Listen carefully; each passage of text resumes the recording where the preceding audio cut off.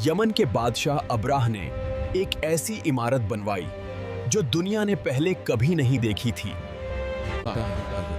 उसका मकसद था कि पूरी दुनिया अरब के बजाय यहां हज करने आए। लेकिन लोग अब भी उस पुराने और सादा घर काबा की तरफ जाते थे। अब्राह की जलन गुस्से में बदल गई।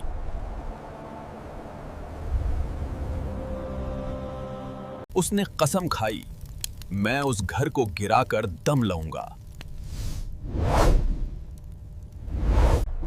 उसने एक अजीम लश्कर तैयार किया। सबसे आगे एक बहुत बड़ा हाथी था जिसका नाम महमूद था।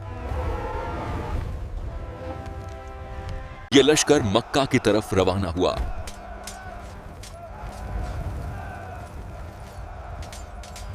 अरब के लोगों ने इतनी बड़ी फौज कभी नहीं देखी थी। तारीख इस साल को आमुल फिल कहती है।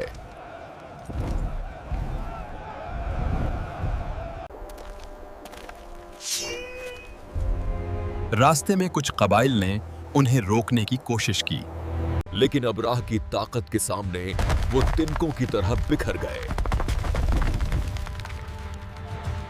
अब्राह ने कहा, मेरा मकसद जंग नहीं, सिर्फ काबा गिराना है।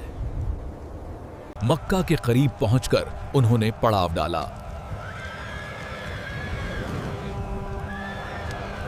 अब्राह के सिपाहियों ने मक्का वालों के ऊंट पकड़ लिए। इनमें अब्दुल मुत्तलब के ऊंट भी थे।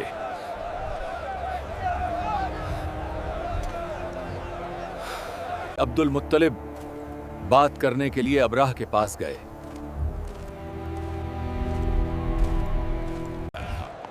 उनका रोब देखकर अब्राह अपने तख्त से नीचे उतर आ गया।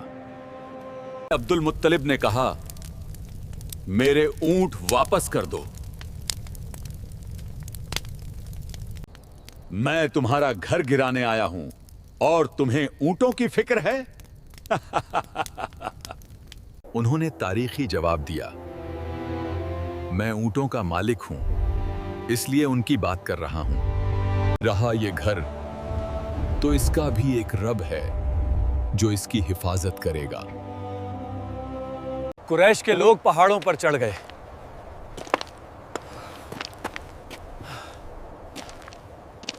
मक्का खाली हो गया। अब मुकाबला सिर्फ अब्राह और काबा के रब के बीच था। सुबह हुई। अब्राह ने हुक्म दिया, हमला! महमूद हाथी को काबा की तरफ मोड़ा गया।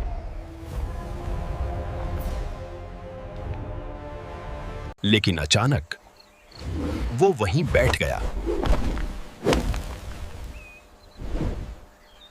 फौजियों ने उसे मारा, जख्मी किया, लेकिन वो टस से मस न हुआ। जब उसका मुंह यमन की तरफ करते तो वो भागने लगता। जब शाम की तरफ करते तो चल पड़ता।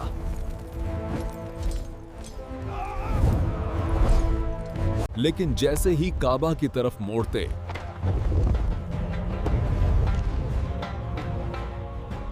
वो फिर बैठ जाता, जैसे कोई उसे रोक रहा हो।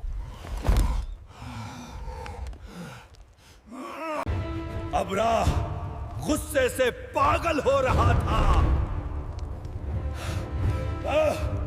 तभी समंदर की तरफ से एक काला बादल आता दिखाई दिया।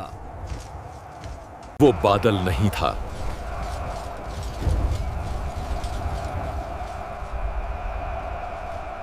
वो नन्हे परिंदों का लश्कर था।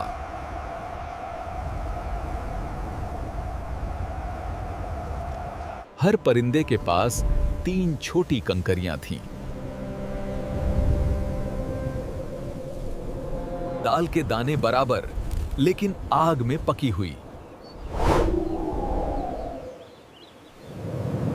अल्लाह का हुक्म हुआ, और पत्थरों की बारिश शुरू हो गई। वो मामूली पत्थर नहीं थे, जिस पर गिरते उसे चीर कर निकल जाते। हाथियों में भगदड़ मच गई।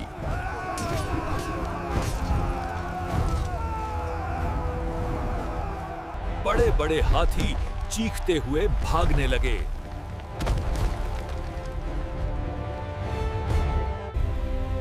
लोहे की जिरह भी उन्हें बचा न सकी। कुरान कहता है, हमने उन्हें खाए हुए भुस की तरह कर दिया। कुछ ही देर में सब खत्म हो गया।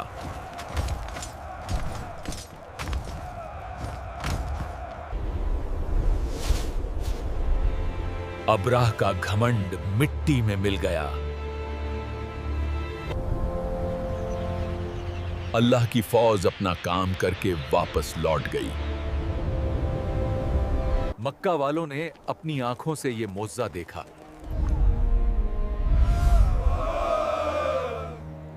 काबा वैसे ही खड़ा था, अपनी पूरी शान के साथ।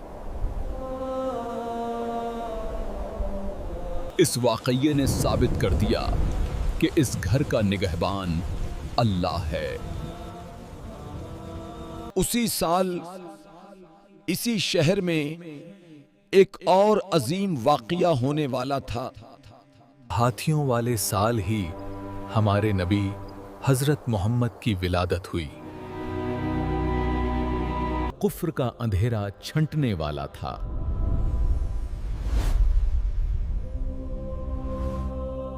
सूरह फिल हमें याद दिलाती है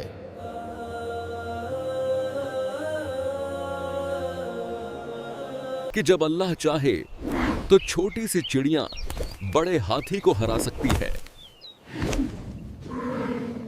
तकब्बुर का अंजाम हमेशा बुरा होता है। रहे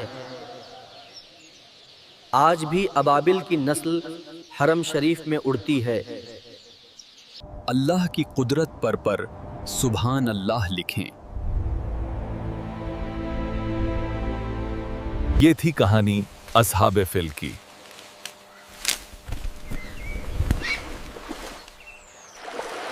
वीडियो पसंद आई तो लाइक और सब्सक्राइब जरूर करें।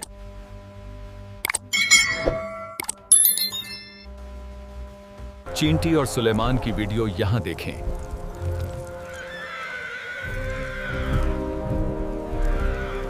जज़ाकल्लाह खैर।